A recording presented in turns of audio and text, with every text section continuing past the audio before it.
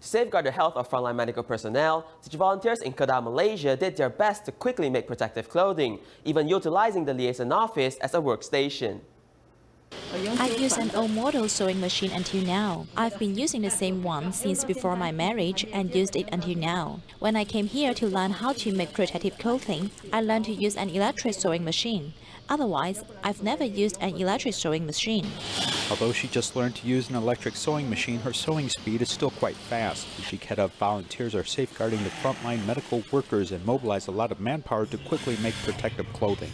The two of us can sew quite fast. It's going quite quickly, and I sewed this PPE first and did my sewing work later. After finishing these PPEs, then I will continue with my other work.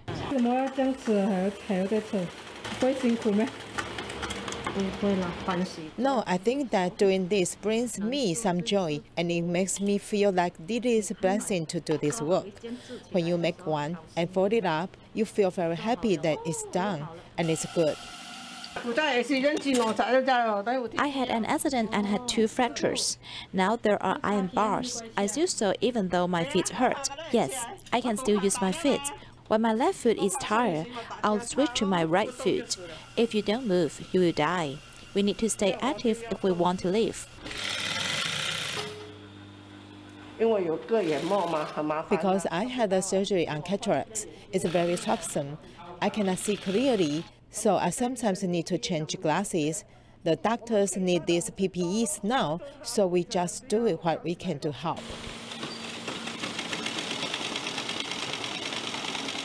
The Tzu Chi liaison office has turned into a small factory, and the production of protective clothing is in full swing.